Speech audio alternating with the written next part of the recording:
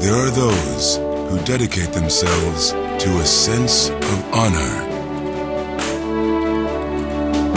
to a life of courage, and a commitment to something greater than themselves.